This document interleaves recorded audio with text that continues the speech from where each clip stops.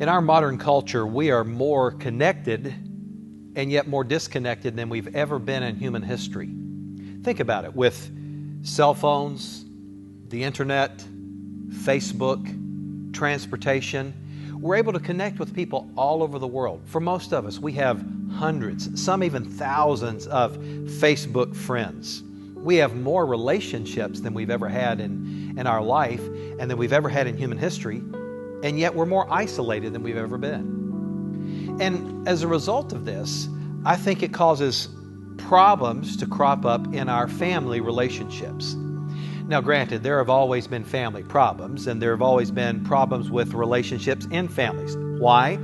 Because we're human, because we have a sin nature. And so that part of it doesn't change. But I believe that with constant access and constantly being able to see things on the internet or on Facebook, the fact is, it's just in our face all the time. So this week we talked about how do you get along with folks in your family maybe that could potentially cause problems.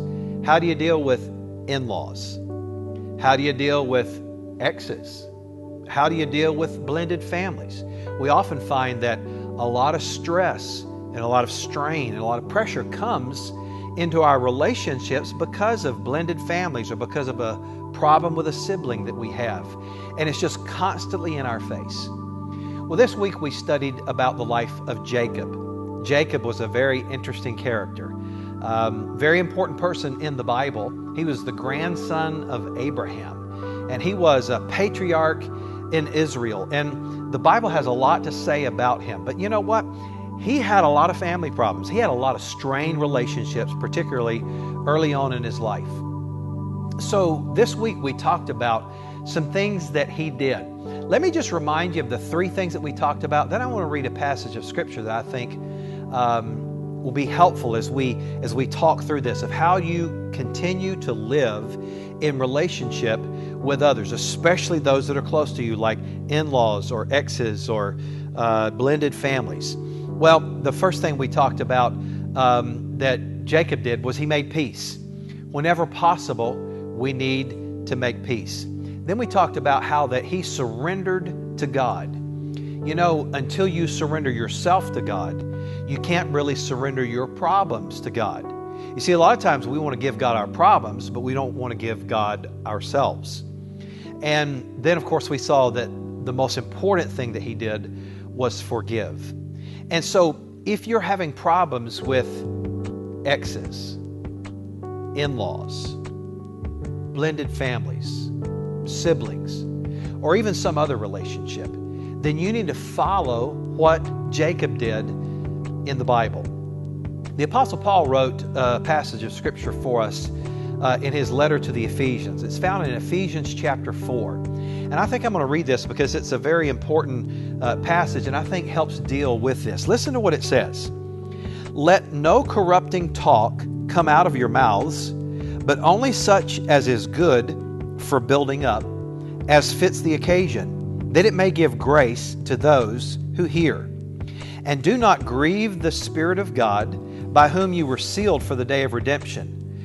Let all bitterness and wrath and anger and clamor and slander be put away from you, along with all malice. Be kind one to another, tender-hearted, forgiving one another, as God in Christ forgave you.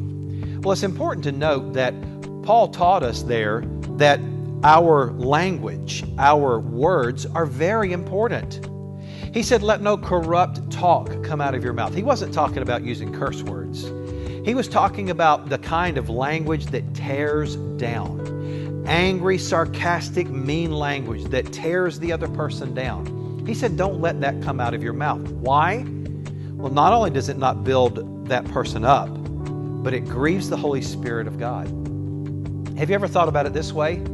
That when you allow your words to tear down your spouse, your in-laws, your exes, your blended family, whatever it is, that you're actually not right with God, that you're actually hindering your relationship with God when you do that?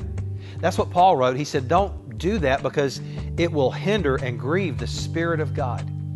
On the flip side, he said this, that your language should be that which builds up.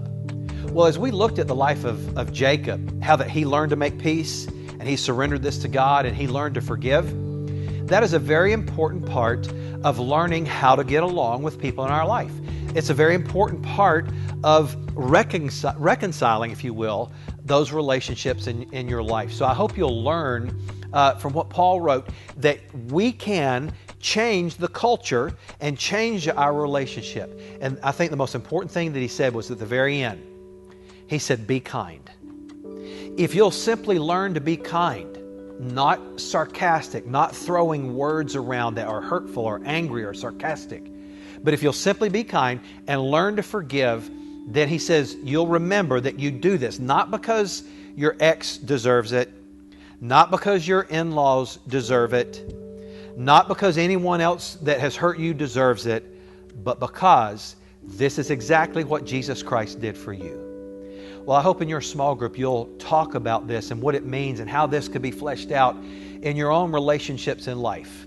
Learning to get along with those maybe that are a little bit difficult to get along with.